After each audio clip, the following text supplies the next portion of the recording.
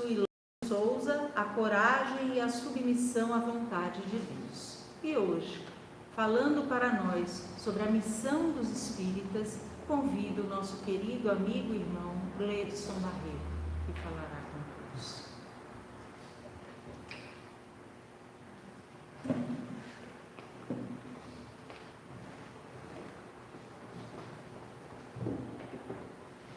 Queridos amigos, irmãos, irmãs, paz e bem para todos nós. Uma alegria estarmos todos aqui juntos, nesse momento tão delicado em que todos nós na Terra passamos, sobretudo por esse vírus, a Covid. Que a tarde de hoje seja um momento de reflexão para todos nós, que possamos também ter um momento de esperança, de compreensão da boa nova de Jesus. A tarde de hoje nos foi reservada para que a gente pudesse falar sobre o Evangelho segundo o Espiritismo. E no Evangelho segundo o Espiritismo, a proposta é do capítulo 20, o qual temos, conforme a nossa irmã falou, o tema Missão dos Espíritos. No entanto, para que a gente possa falar sobre a missão dos Espíritos, a gente ficou pensando e refletindo, afinal de contas, o que é uma missão? E sabendo o que é uma missão, o que seria então a missão dos Espíritos? Quando a gente busca o dicionário, a gente vai ver de maneira muito simples que missão pode ser, por exemplo, uma tarefa. Uma tarefa a qual alguém outorgou a outrem para que ele pudesse colocar em prática. Nesse sentido, então, poderíamos dizer que missão dos Espíritas também poderia ser uma reflexão, tarefa dos Espíritos. Qual seria então a tarefa de nós Espíritas? Será que nós temos consciência, noção? Será que nós, de fato, pomos em prática? Quando pensamos, então, em espírita, já que a gente já definiu missão como tarefa, a gente vai verificar, por exemplo, no próprio Evangelho segundo o Espiritismo, que espírita é o mesmo que cristão. Seríamos, então, os cristãos novos. Mas, afinal de contas, será que existe uma diferença entre o cristão antigo, o cristão primitivo, o cristão da... Estão me pedindo para falar um pouco mais alto. Eu tinha que falar isso porque não pode ser assim, né? Se eu olhar para ele e fazer de conta que eu não estou vendo. Então, quando a gente pensa em cristãos, por exemplo, a gente vai verificar o seguinte: será que existe uma diferença entre cristãos primitivos ou cristão da Idade Antiga, da Idade Média, da Idade Contemporânea? O que seria isso, afinal de contas? O Evangelho vai dizer que cristão e espírita seria a mesma coisa. Refletindo um pouco sobre isso, chegamos à seguinte perspectiva. Para falarmos então se espírita é o mesmo que ser cristão, para compreender então a tarefa, a missão dos espíritas, a gente precisa também definir o que é ser espírita e o que é o espiritismo. Porque se a gente compreende o que é o espiritismo, fica mais fácil. Em nossas anotações, por exemplo, a gente fez algumas reflexões do Evangelho, no capítulo 20. Eu queria falar para vocês, por exemplo, no capítulo 20 ele contém os trabalhadores da última hora, que é a parábola, né, do festim de noiva, ou de noivas ou de núpcias. Então, nesse festim de bodas, melhor dizendo, Jesus vai fazer uma comparação com o reino de Deus com uma vinha, onde se planta vinho, ou onde se planta uvas, por exemplo. Ele vai dizer então que o reino dos céus seria como se fosse esse dono da vinha que fosse ali chamar alguém para trabalhar ou trabalhadores. A gente refletindo nos dias de hoje, a gente compreende que esse senhor da vinha seria o Pai Celestial. Mas conta então, por exemplo, que naquele instante o senhor da vinha, chegando em uma grande praça pública, ele percebeu desde a primeira hora, muito cedo, que existiam alguns trabalhadores ali presentes que estavam desempregados. Não tinham o que fazer, queriam ganhar dinheiro, trabalhar. Ele então, como um homem justo, um homem bom, foi e convidou e disse: olha, eu tenho trabalho para vocês. Então chamou para trabalhar. Logo depois ele foi uma segunda hora, uma terceira hora, e a cada hora que ele ia, chegando lá, ele percebia que existiam pessoas indo trabalhar. Até que ele chegou na 10ª hora, a última hora daquele instante, e percebeu que existiam algumas pessoas sem fazer nada. Mas essas pessoas não estavam desde cedo buscando trabalho. Mas ele, como era um homem bom, um senhor bom, se aproximou e disse: ei, o que está fazendo? Nada. Então vem trabalhar. E ele convidou. E assim todos trabalharam todo o turno. No final do expediente, o senhor Davi, então, chamou a todos e começou a efetuar o pagamento. Naturalmente, começou a pagar pelos primeiros, que começaram a trabalhar mais cedo. Mas houve ali naquele instante, antes de começar todos os trabalhos, ele combinou que ia pagar apenas um denário. E ele pagou um denário. Quando chegou no último, que foi o último a ser convidado para o trabalho, ele também pagou um denário. Só que os outros ficaram chateados. Disseram, mas como? Isso é injusto, Senhor. Nós chegamos mais cedo, acordamos mais cedo, estamos aqui desde cedo à busca de trabalho, trabalhamos muito mais horas do que ele, e ele vai receber o mesmo salário da gente? Naquele momento, então, o homem disse, eu fiz alguma coisa de errado? Eu estou lhe dando aquilo que eu não combinei com você? Mas não é justo, os outros vão receber igual? Sim, eu faço o que eu quero com o que é meu. Então eu quero pagar para ele também um denário. Fala assim comigo porque eu sou justo, porque eu sou um homem bom. E naquele instante, então, o senhor da vinha pagou um denário para cada um, do primeiro ao último. E a gente então consegue perceber que ao final da parábola de Jesus, ele vai dizer, assim é a vida. Os últimos serão os primeiros, e os primeiros serão os últimos. Fazendo essa observação, essa reflexão, a gente começa a perceber que Jesus ele utilizava-se de elementos muito comuns à sua época inicialmente. A vinha, o vinhedo, a oliva, os animais, era comum. Jesus fazia uso, portanto, de uma linguagem simples e universal, aquilo que nós chamamos de parábola, uma história que vai em cada um ter um tipo de impacto, conforme a gente diria hoje, numa linguagem espírita, o momento evolutivo de cada um. Cada um vai perceber, vai enxergar, vai sentir, vai ter a sua idiosincrasia, a sua forma de percepção do processo educativo. Portanto, a parábola ela é um instrumento educativo e é para todos sempre. Ela pode ter sido contada há 2000, que foi o caso dessa parábola de Jesus, mas antes mesmo de Jesus existiam outros missionários que aqui usavam parábolas.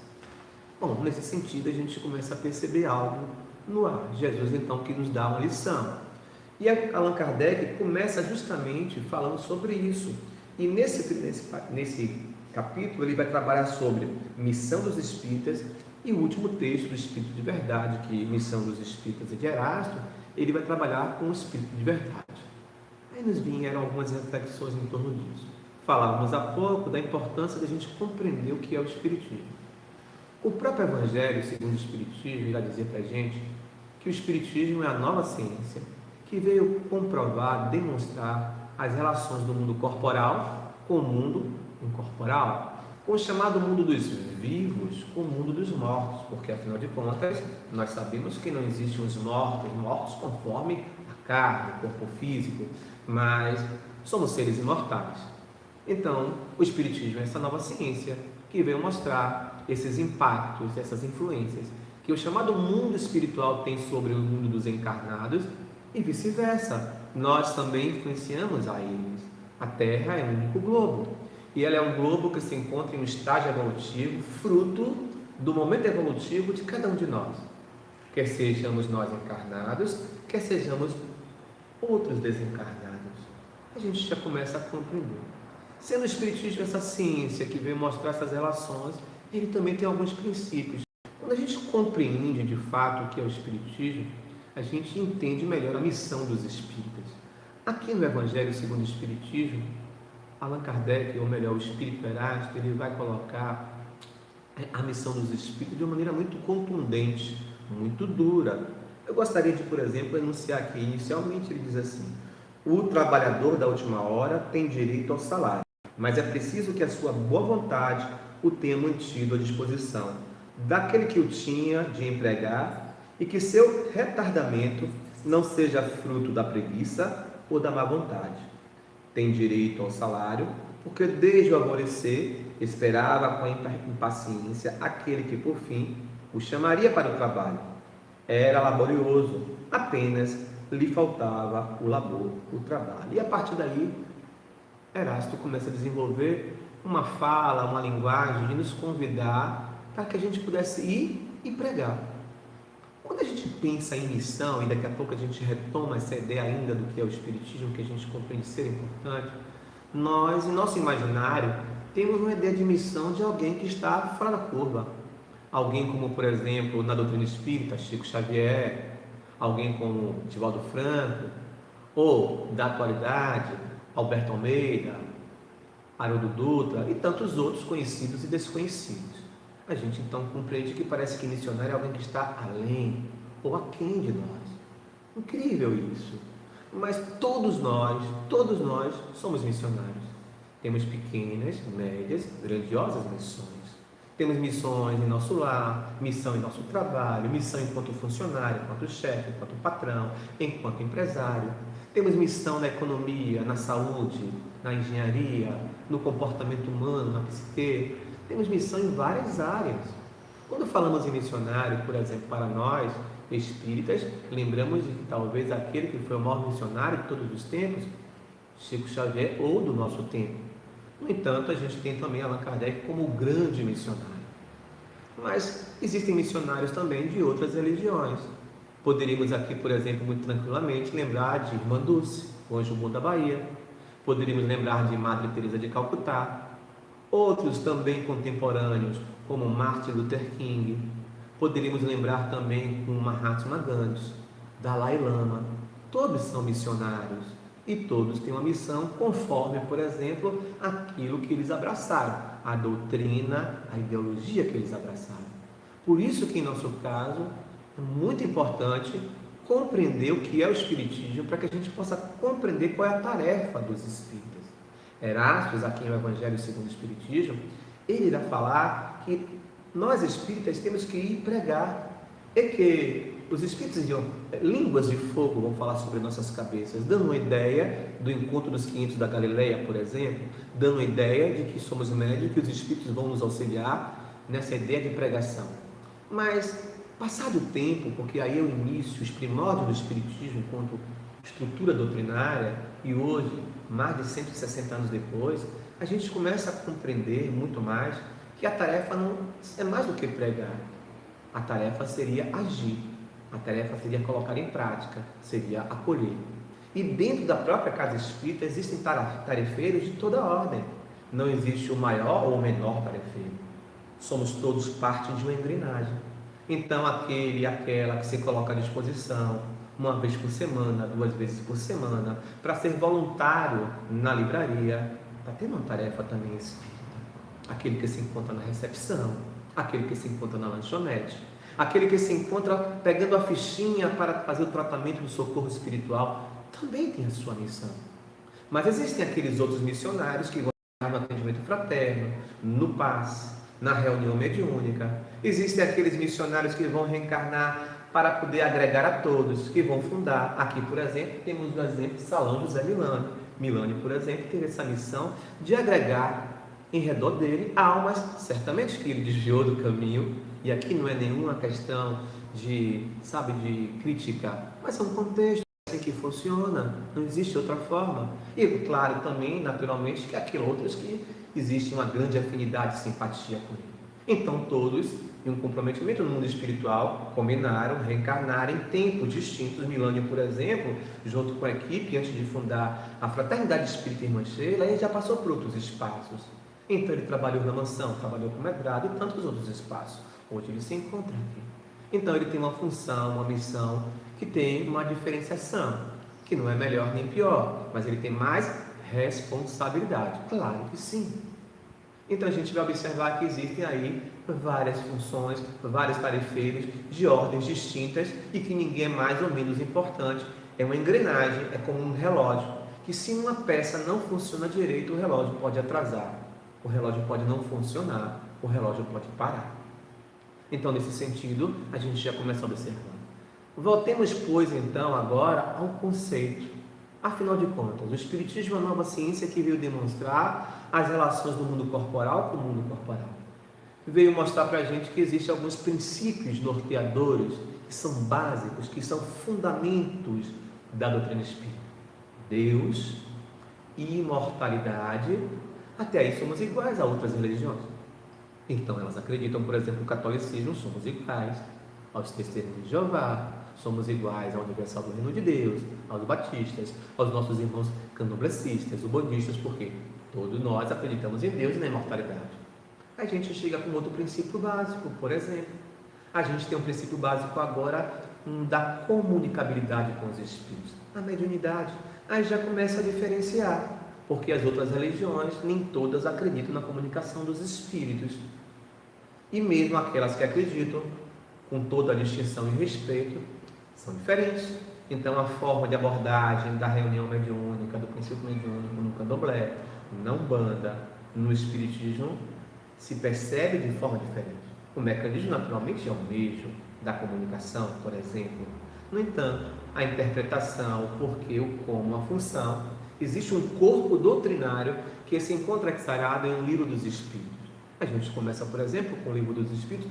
Em sua introdução, Kardec vai dizer: para uma ideia nova, um nome novo, uma roupa nova.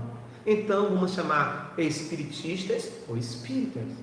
Ou, no caso, a doutrina dos espíritos ou espiritismo. Leon Denis costumava chamar de o novo espiritualismo, o neo-espiritualismo. Mas era uma licença poética, era uma forma de apresentar, porque ali Leon Denis, como tantos outros, tinham informações, ligações com grupos maçônicos, esotéricos. Então era natural chamar dessa forma. No entanto, na introdução, Kardec faz questão de fazer uma síntese do que é o Espiritismo. Lá ele vai mostrar, por exemplo, esses princípios básicos que vão ser destrinchados em todo o livro dos Espíritos, que é dividido em 4 partes. Nesse sentido, então, vai se dizer Deus, imortalidade, comunicabilidade, vai se dizer também a reencarnação. Aí já muda completamente de figura, porque essas outras não têm a reencarnação como base. O budismo tem, mas não trabalha com a comunicação. Então a gente tem Deus, tem imortalidade, tem comunicabilidade, tem a reencarnação, a pluralidade dos mundos habitados. Existem vidas em outros planetas, eu tenho certeza. Alguém na dúvida pode se perguntar: mas você tem prova, velho? Sua ciência não diz. O Espiritismo diz que a gente tem que acompanhar a ciência, é verdade, mas o Espiritismo também nos convida à lógica. Nós fazemos parte de um universo que, por exemplo, a nova ciência tem um telescópio de nome Hubble, e ele vai dizer que existem bilhões de galáxias, trilhões de planetas, e que a Terra, por exemplo, que é localizada em nosso sistema solar, em nossa Via Láctea, que é a nossa galáxia, ele é um dos menores no sistema solar, ele é pequeno.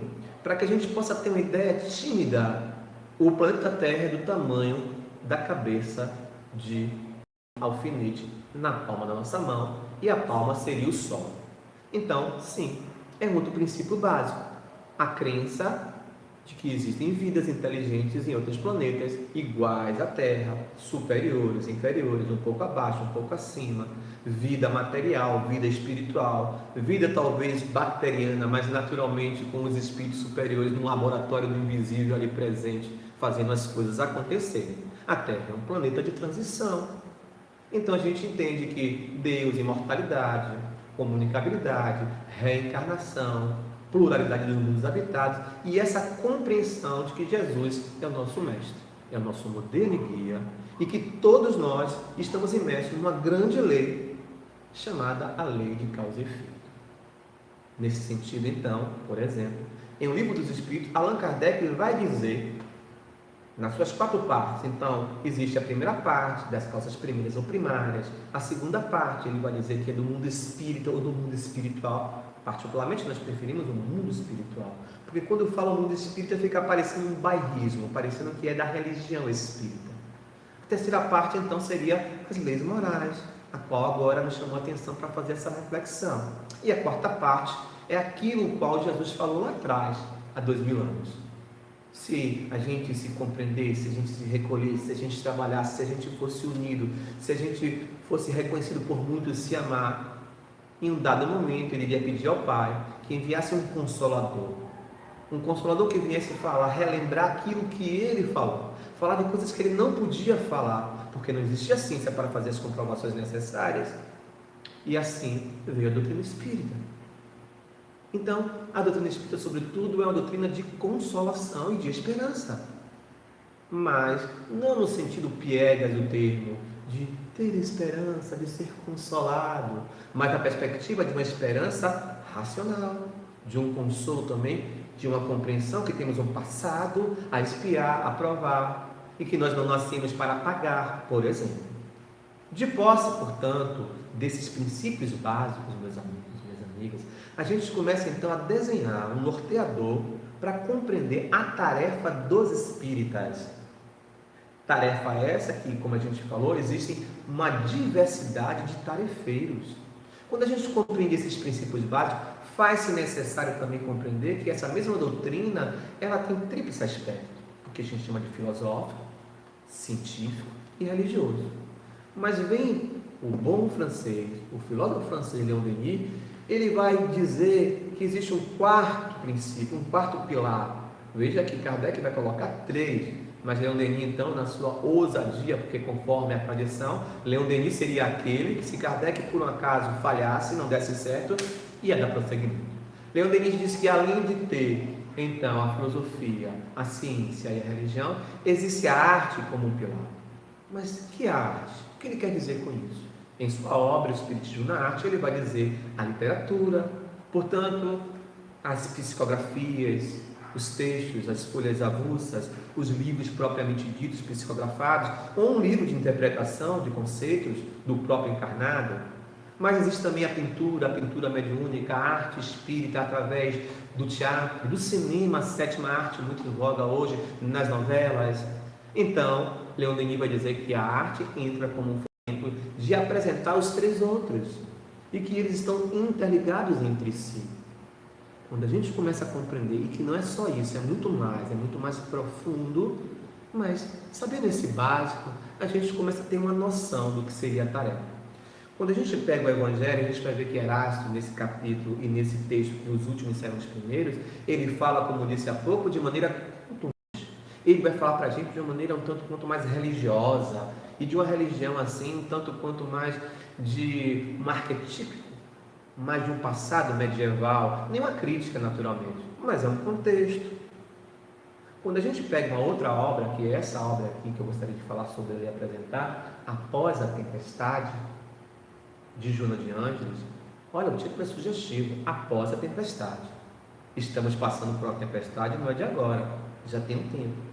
E então a veneranda vai trazer para a gente, por exemplo, 24 capítulos, que vai abordar de temas desde calamidades, desprezo de fé, poluição de psicosfera, paixões e segue.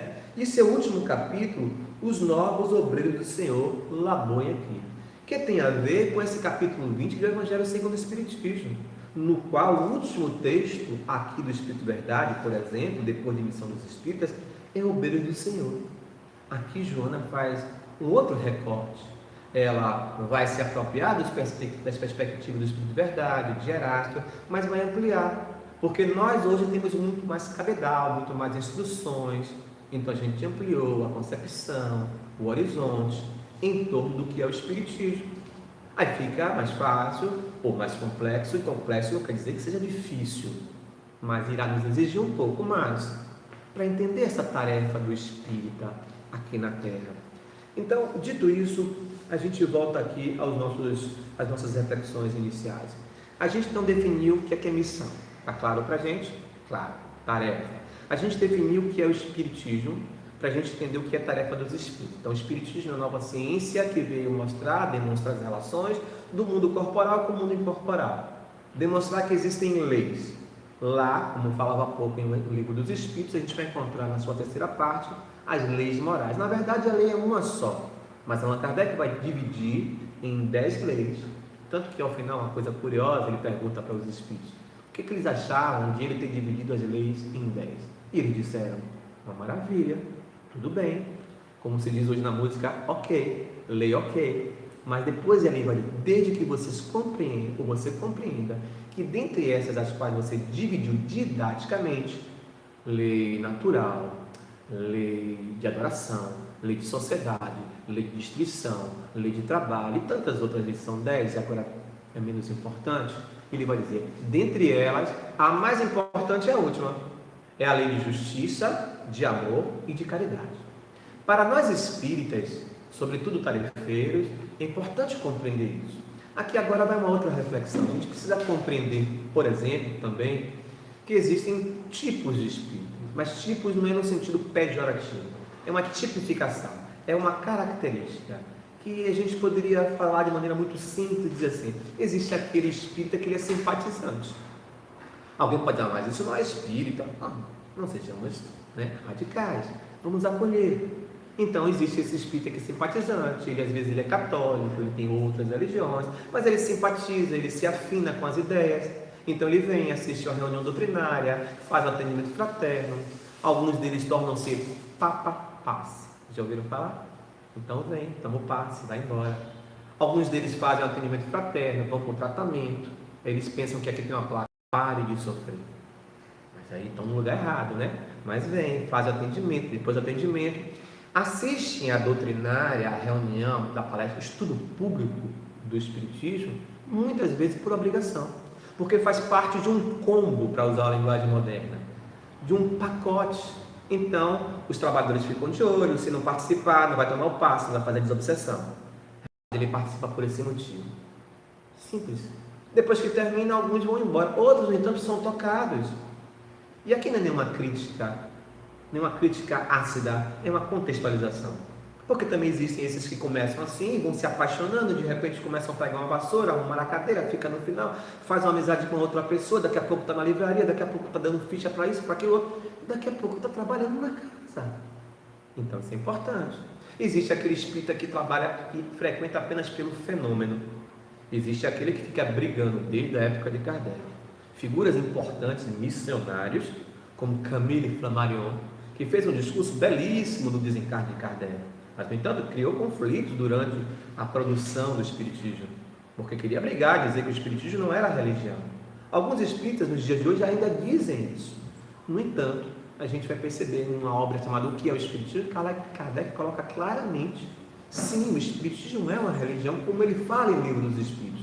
Porém, não essa religião a qual nós estamos acostumados, com a estrutura clerical, com a hierarquia. A nossa hierarquia é moral, sobretudo, pelo menos deveria ser. Então, nesse sentido, a gente começa a caminhar e entender que existem essas perspectivas outras. Isso é importante, é fundamental para a nossa compreensão da missão. Então, existe o espírita que é frequentador, existe o espírita que ele é frequentador, mas está no grupo de estudo. Só um minutinho, está chegando aqui. Tenta falar um pouco mais alto, ao vivo, é assim, Então, existem então aqueles que são os espíritas que são frequentadores, existem aqueles que começam a frequentar e descobrem o prazer pelo grupo de estudo. No grupo de estudo existem aqueles que são doutores, no sentido amplo do termo, que fizeram doutorado. Existem aqueles que são doutores porque têm funções na sociedade, que a sociedade assim colocou como tal, mas também existem aqueles que não sabem fazer, como diria minha avó, um ó com um qual, mas que não são menos inteligentes e menos capazes do que os outros que têm essas outras habilidades, porque são questões da reencarnação, necessidades reencarnatórias. Então eles começam a fazer estudos e começam a compreender um pouco mais o que é o Espiritismo. Existem aqueles que querem trabalhar. Existem aqueles espíritas que acham que ser espírita, por exemplo, é ser médium. Então, ele vem só para trabalhar na reunião mediúnica. E tem que ter um trabalhador, ou alguns trabalhadores, que fiquem de olho. Gleidson, tenho percebido que você é um exímio trabalhador na reunião mediúnica de segunda-feira. Não falta uma, impecável as suas comunicações, chega no horário, participa, mas não vejo você em nenhum grupo de estudo. Eu estou sim, mas como? Eu procurei saber das coordenações, nenhum me disseram que você está matriculado, em nenhum dia. Qual dia que você está? Mas eu estou aqui há tanto tempo, estou aqui há 20 anos, não importa. Você tem que estudar, porque tem que ser regra. Se a regra para quem está chegando é essa, regra para quem é antigo também é a mesma. Então existem aqueles que pensam que ser espíritas, por exemplo, que a sua função é trabalhar e só, como diz popularmente, receber espíritos. A psicofonia. Alguns ficam loucos pela psicografia, por exemplo, pelos fenômenos de uma maneira geral. Então existem tipos. Allan Kardec vai dizer, por exemplo, em Viagem de 1868, que quem pensa que a força do espiritismo encontra-se nos fenômenos mediúnicos está equivocado. Ele vai dizer que a força encontra-se em sua filosofia, não filosofia enquanto disciplina acadêmica, mas naquilo que nos convida a mudar a nossa vida, a nossa compreensão de quem sou, de onde eu vim, para onde eu vou, qual o sentido da vida aqui na Terra. Porque que uns sofrem, outros não sofrem. Então a gente começa a entender essas categorias, essas tipificações de espíritas, não para ser pejorativo, para julgar em absoluto. É apenas uma maneira didática para a gente entender a tarefa. Porque cá no Evangelho, os espíritos, eles apenas dizem, ide pregai. Mas eles dizem, de uma certa forma, a importância de compreender, de estudar. Mas aqui Joana vai dizer, em um dado momento, dessa importância, por exemplo, de que para que a gente possa ser tarefeiro, a importância do estudo. Então, ela diz muito claramente, deixa eu ver se eu não marquei, mas se eu consigo perceber. Ela diz, vinculados e adeptos ao trabalho nos grupos de ação, casas e entidades veneráveis, auxiliemos verdadeiramente ligados à causa, ao Cristo e a Kardec. Então ela chama a atenção aqui a importância do estudo para que a gente possa ser um bom tarefeiro. Nós não precisamos ser um acadêmico, falar, por exemplo, espiritês, ou falar outra linguagem que tem a sua importância, também não é nenhuma crítica. Mas a gente precisa compreender que também, como diria o velho Chico, é importante que a gente possa, ao mesmo tempo que elevar a nossa linguagem, convidar o público, as pessoas a compreender uma nova linguagem mais enriquecida no vocabulário, mas também é função nossa a gente fazer com que as pessoas compreendam. Então eu posso dizer que inexoravelmente, implacavelmente, eu posso dizer que indelével, que é indestrutível. Mas alguém pode dizer, mas não fica redundante? Não, porque a doutrina espírita também é educativa.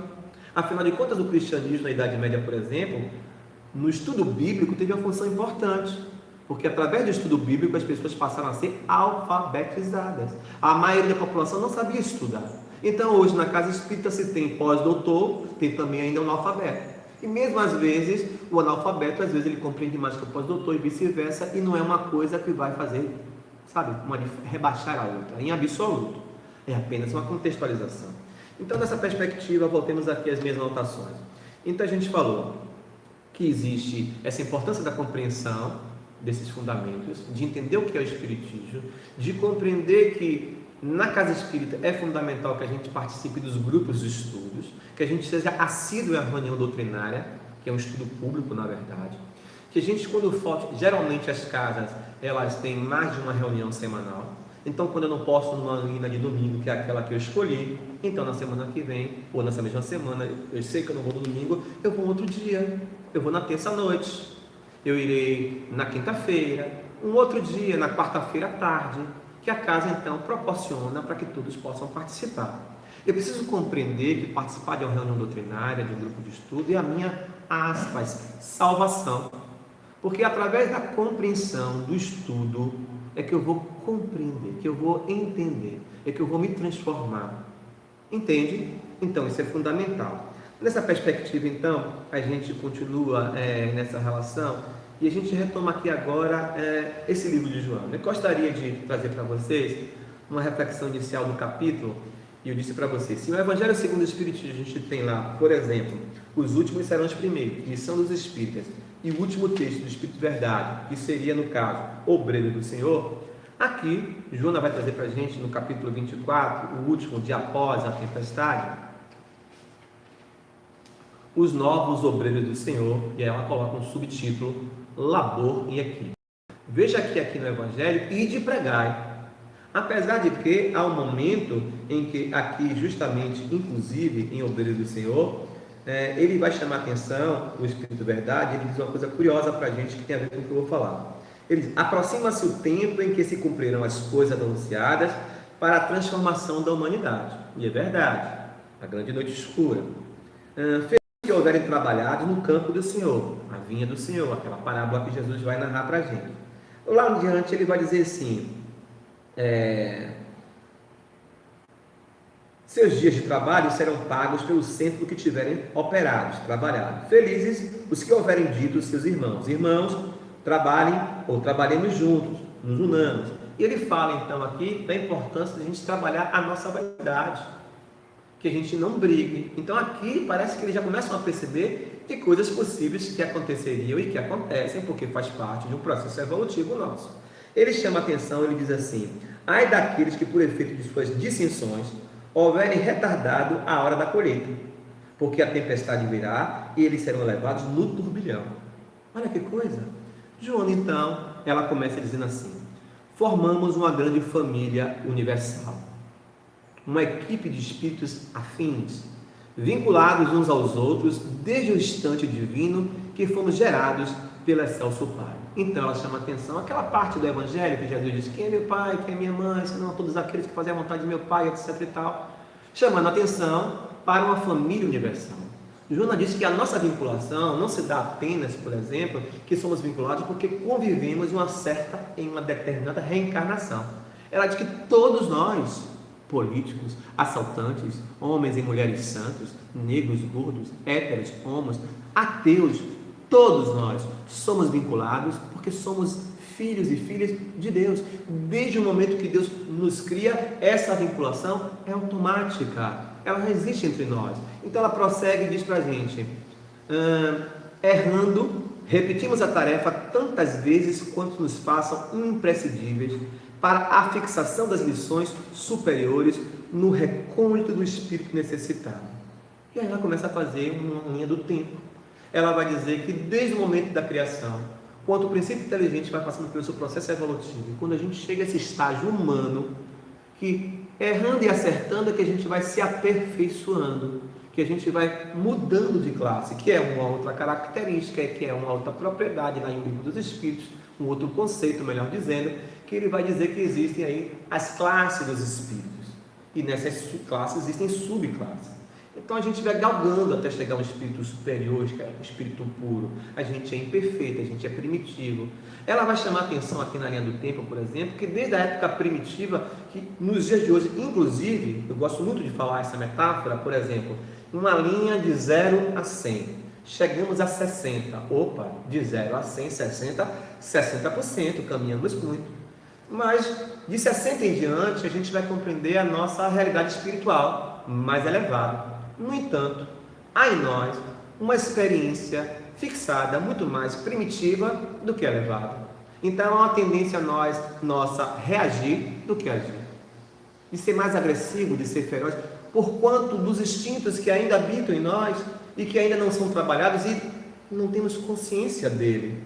Olha que coisa! Então ela faz essa linha do tempo, vai dizer, ela vai narrar da época primitiva, como é que a gente se estruturou, chegando à Idade Antiga. Quando chega a Idade Média, com a estruturação do cristianismo, a partir do ano 1, por exemplo, ela vai dizer que nós brigamos muito pelo poder, que manipulamos os conceitos. Ela fala aqui de uma maneira direta e indireta sobre as cruzadas, que matamos em nome do Senhor, que pintamos e bordamos. Então ela vai dizer que nós reencarnamos várias vezes. Ela diz assim: de instintos aguçados, preferimos espontaneamente as faixas animalizantes em que nos comprazíamos no primitivismo aos painéis coloridos e leves das esferas mais altas. Por esses e outros vigorosos motivos, temos avançado lentamente, enquanto outros companheiros intimoratos erguem-se ao caos. E aí ela prossegue, a seguir uns 2 parágrafos após, ela começa com um parágrafo apenas com 2 palavras em um conectivo. Ela diz assim: luz ou treva? E aí ela começa a falar sobre a importância da escolha. Daí ela diz que há nesse instante uma decisão, a decisão de ser feliz, de escolher o amor, de que a gente nunca se defenda quando alguém vier, porque nós que nos tornamos trabalhadores, nas várias escalas de tarefeiras que nós nos encontramos, sempre encontraremos agressões gratuitas, agressões fruto de um passado, a qual nós temos com a outra pessoa, agressões daqueles que são inimigos da luz, agressões por conta de comportamentos nossos que as pessoas projetam, as nossas sombras, e isso vai mexer com as sombras dela, com algo que remete a uma questão paterna, materna, e quando ela vê isso na gente, isso agride um pouco a ela. Não necessariamente ela sente uma irritação por nós, por uma conta de um passado que convivemos, mas sim pelo comportamento nosso que nela não apraz, por exemplo. Então Joana vai chamando a atenção, ela vai falando sobre o tempo da cruzada, até que ela diz que é chegado o momento em que, de fato, imagine, chega o consolo prometido. Isso tudo em obreiros, os novos obreiros do Senhor, que tem uma relação direta com o Evangelho, nesse capítulo 20, sobretudo nesse último texto, e na missão dos espíritos. Então ela fala como é importante a nossa missão e que nós não estamos aqui para modificar o mundo, nem para modificar a ninguém. Que nós nos encontramos aqui na Terra, e no caso aqueles que escolheram ser tarefeiro, no caso, a modificar a si mesmo. E ela chama a atenção que essa mudança do mundo interior, claro, vai impactar, vai reverberar no mundo externo. Então a mudança lá fora começa aqui dentro. Se cada um de nós então começarmos a operar a mudança, pouco a pouco iremos transformar o planeta. Ela vai chamar a atenção que quando chega o Espiritismo, ela diz assim, que nós, coisa curiosa que ela vai chamar a atenção aqui, eu gosto muito, esse momento de palestra diferente, essa online, filha, mais um grupo de estudo, um bate-papo high-tech, digamos assim, né?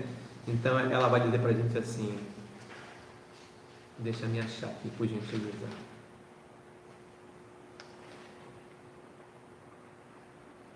Ela chama atenção sobre que, aqui, rogamos reencarnações dolorosas, em que lepra nos dilacerasse a carne fantasista, ou alucinações nos domínios da paisagem mental, ou a demência que fizemos esquecer temporariamente as impressões mais profundas, ou câncer que nos minasse as energias. Então ela aqui, quando ela começa a falar sobre essas patologias, digamos assim, ela, em parágrafos anteriores, ela chama a atenção dos nossos equívocos, que foram tantos e que nós equivocamos e que nós nos encontramos no cristianismo, nas diversas fases da Idade Média, e solicitamos a reencarnação para uma vez recuperar aquilo que a gente não conseguiu fazer, e erramos.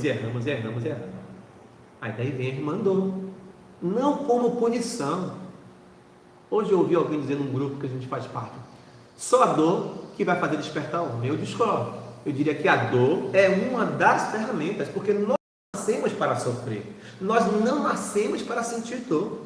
A dor é uma bênção, é um mecanismo, uma ferramenta que Deus criou para que quando a gente não escolhe o amor, a gente possa compreender. Ela é tão fascinante quando a gente amplia o nosso horizonte, que, por exemplo, a gente poderia dizer assim, Jesus sofreu, ou não. Claro, perseguição, abandono dos seus melhores amigos, foi sacrificado, madeira infamante, foi julgado e condenado sem cometer nenhum crime. A gente pode dizer um sofrimento. Mas será que para Jesus isso foi sofrimento? Não. Inclusive ele não tinha dívida, mas isso mostrou para que a gente pudesse compreender. Se Jesus, que estava liquidado a dívida, zerado, passou pelo que tinha que passar, imaginemos nós outros. Então nós sofremos e passamos a dor, não porque merecemos, mas porque necessitamos. Porque não escolhemos o amor. Então, quando a gente não escolhe o amor, esse mecanismo vem para nos chamar a atenção. Agora, por exemplo, estamos passando pela Covid-19. Então, é um anjo bom. Alguém pode dizer, como? É que nem o câncer. A gente viu agora a Juna falar, a lepra. A gente não consegue compreender. Às vezes, muitos vêm, inclusive, por câncer, para uma casa espírita, não, com Deus no poder. Com fé em Deus vai curar. A gente não entende. Olha, a gente deveríamos dizer assim, eu vou à casa espírita para compreender o que está me acontecendo, para entender. Se vier a cura, bom. Se não vier a cura, bom. Porque eu já entendi que aquela doença é um processo de reeducação. Eu preciso aprender a ser resiliente. Eu preciso aprender a trabalhar, a amar. Aí eu vou caminhando. Mas existem pessoas que não, acham que devem ser isso. Outras pessoas perguntam assim, Gleison, e devem ter perguntado para outros companheiros e companheiras espíritas, o que é que você está achando dessa Covid? É o quê? A gente, em regra geral, diz, é um momento de transição. É seleção, estava escrito, é o evangelho, é o sermão profético de Lucas. É verdade, mas só que no caso não foi Deus quem enviou esse vírus, fomos nós, através das nossas escolhas, que criamos. Precisamos compreender isso, mas que Deus se utiliza desses mecanismos que nós construímos para que possa se fazer as regras do jogo, para que se possa fazer, fugiu a palavra agora, mas para que a justiça possa ser cumprida, para que a gente possa caminhar, para que a gente possa evoluir. Mas não é tampouco, por exemplo, um impositivo de Deus, nem um castigo de Deus. Em absoluto, Deus não castiga ninguém. Deus é soberanamente justo e isso é importante perceber. Quando nós compreendemos isso, passamos a entender que a tarefa do espírita não é só ide e pregar. Veja, vivemos em uma sociedade em constante mutação de valores. Agora estamos diante da tecnologia. Há bem pouco tempo, e ainda dizemos assim alguns de nós, que a tecnologia é terrível. As pessoas vendem drogas, vendem armas, prostituem-se pela tecnologia, mas a tecnologia pode, imagine, num momento como esse, nos deixar unidos, levar a palavra, estudarmos juntos, não perdermos o vínculo e a vinculação. Que maravilha! Novos tempos. Então, saber utilizar com parcimônia. Claro que eu estou sentindo falta, e todos nós outros trabalhadores aqui estamos sentindo falta de vocês aqui presentes, pelo aquele sorriso, pela cara de exclamação, pela cara de não concordo, não gostei, tudo faz parte. Isso faz com que a gente está falando, a gente presta atenção em todo mundo, a gente muda o discurso, a gente é inspirado, a gente vem com um texto para falar e de repente muda-se o texto, não porque a gente quis, mas porque nós estamos entregues ao processo. Se ficarmos presos à fogueira das vaidades, não acontece. Mas quando estudamos, damos conta. Os textos se transformam, se modificam conforme a necessidade do coletivo, o qual aquele que fala, aquela que fala, também encontra-se inserido. Isso é importante perceber também. Então, nada, claro, vai substituir o contato físico. Mas no momento, eu cheguei há pouco, falava com os colegas e as colegas aqui, toque de cotovelo, sentindo falta de abraçar. Espírita não abraçar é o mesmo que espírita não lanchar. Porque lanchar e abraçar é com espírita, né? Claro que existem aqueles que têm as suas bolhas, mas aí são regras, né? São exceções, melhor dizendo, da regra. Mas a maioria de nós, comer, abraçar, beijar, né? Conversar muito, faz parte. No entanto, esse momento a gente está conversando de uma outra maneira, interagindo de outra forma. Então Joana chama a atenção, ela diz que depois recomeçamos nas fileiras da fé, fascinados pela instância preciosa de reconquistarmos a paz perdida ou adquirir a tranquilidade que a gente perdeu, tão desejada. Aí ela vai seguindo em frente, até que ela vai dizer quando é chegado o momento do Consolador. Quando chega o momento do Consolador, é importante dizer que Kardec, na Revista Espírita de 1800, eu anotei aqui para não perder, porque às vezes a memória falha, de 1863, ele vai escrever um artigo belíssimo, onde ele fala que a doutrina espírita iria passar por 6 períodos. Ele chama a atenção que o primeiro período seria o período da curiosidade.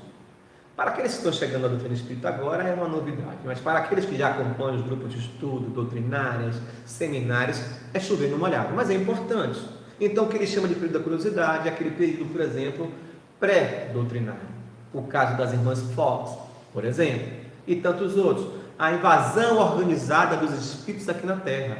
Um período antes, ainda no final do período napoleônico, quando Kardec estava ali se organizando como pessoa, se estruturando, estudando ainda, inclusive, a sua pedagogia, etc. e tal. Então, esse momento da curiosidade, o momento da invasão organizada, que em várias partes do mundo, inclusive no Brasil, os espíritos vão se manifestar. E ainda não existe a doutrina dos espíritos.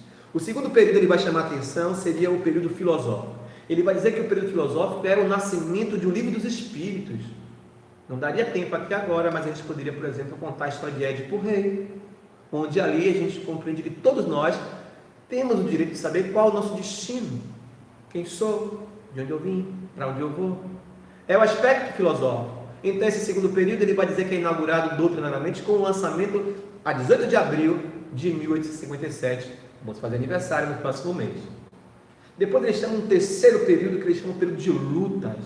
Aí a gente já tem, por exemplo, o Livro dos Espíritos e já tem também o Livro dos Médiuns. Que curiosidade! As coisas estão acontecendo, já tem o que é o Espiritismo, já tem outras obras, ele escreve alguns artigos,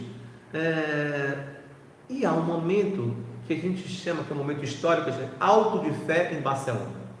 Ele vai dizer que é justamente quando Allan Kardec, de punho próprio, pega as brochuras, os livros, vai levar para a Espanha, para poder fazer a divulgação.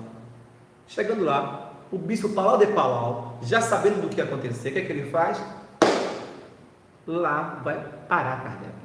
Vai se apropriar dos livros com uma questão jurídica e vai queimar os livros. Kardec fica possesso, ele está encarnado, ele não é espírito puro ainda. Ele fica furioso. Mas os espíritos dizem, fica calmo, tranquilo teu coração. Porque o tiro vai sair pela culatra, as pessoas gostam disso. O que é isso que está sendo proibido?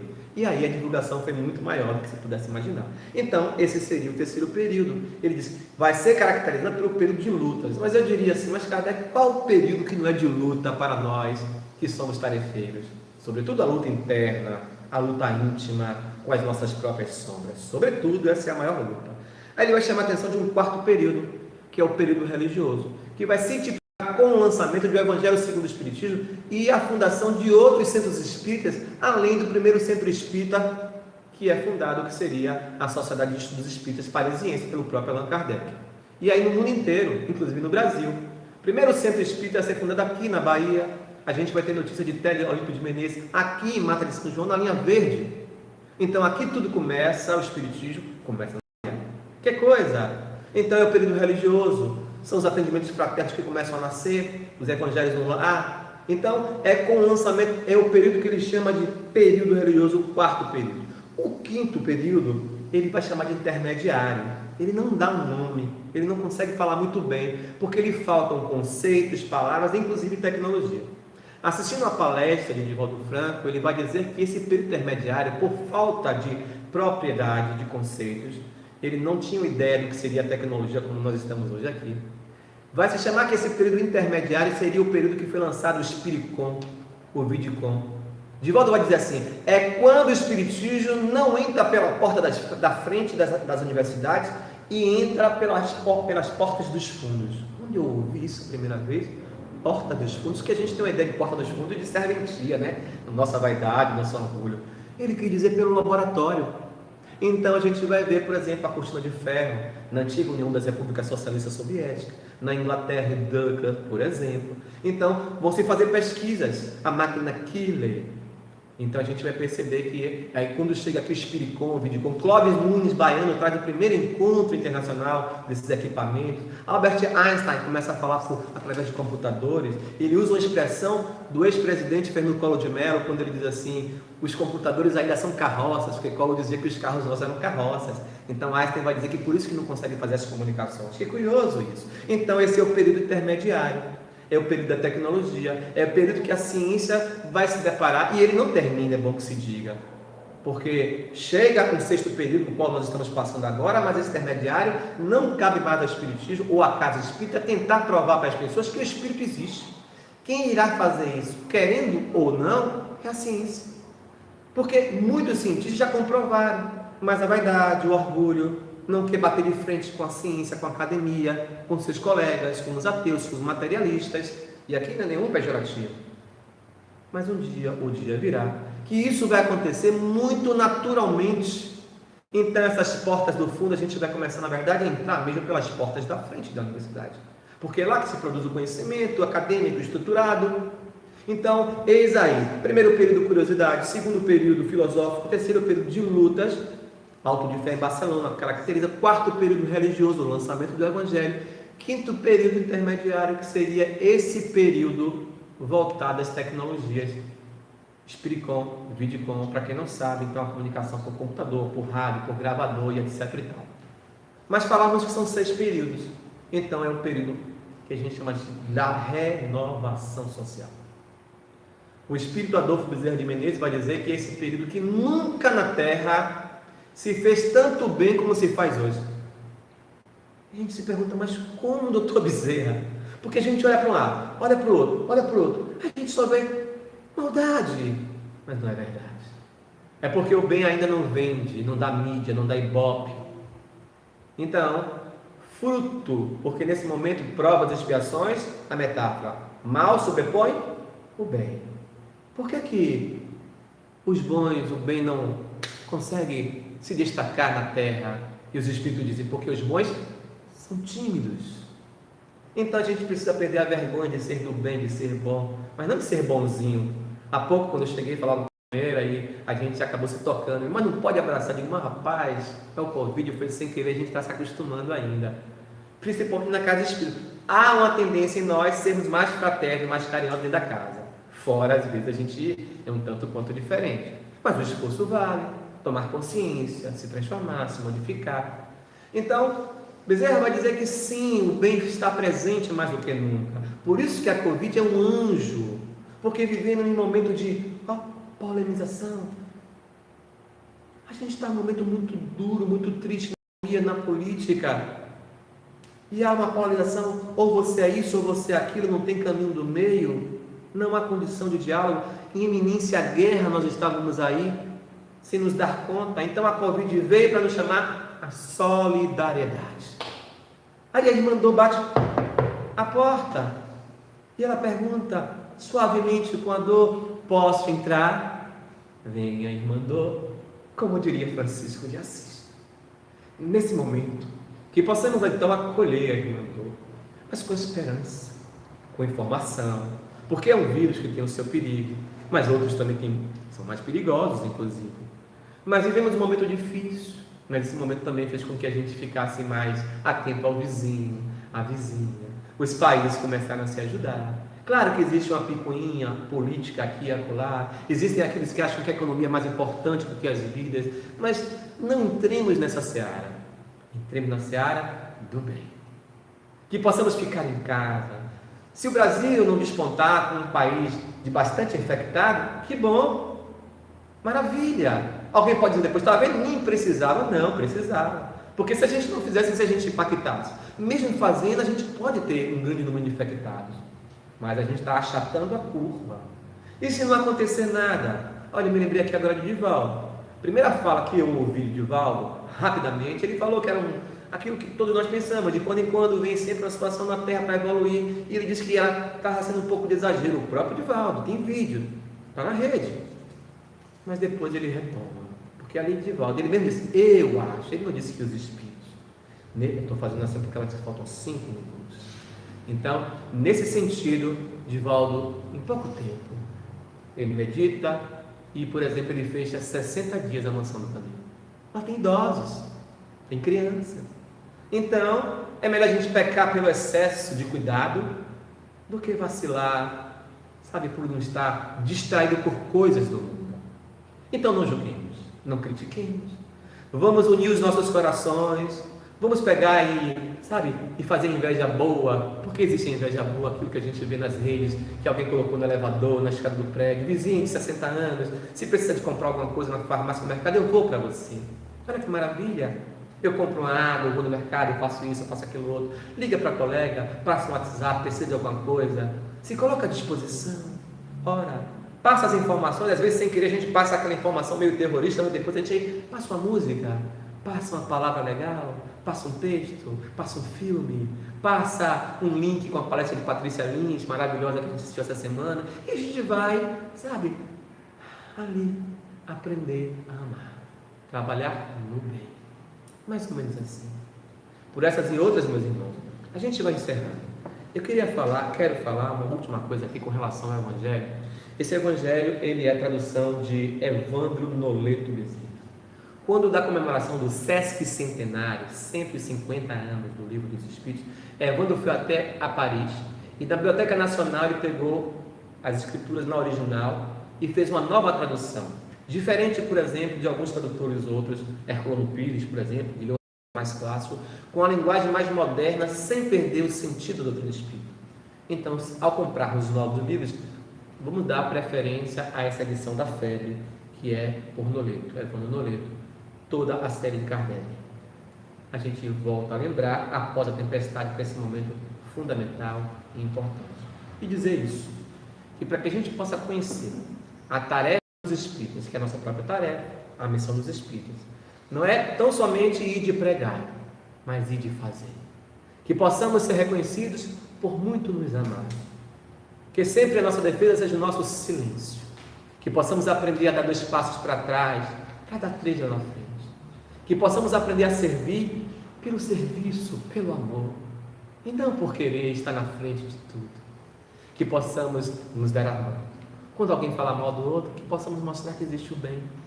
Que possamos entender que esse momento de crise também é um momento de oportunidade. Que Jesus nos abençoe. Um beijo no coração. Paz e bem para todos. Até a próxima.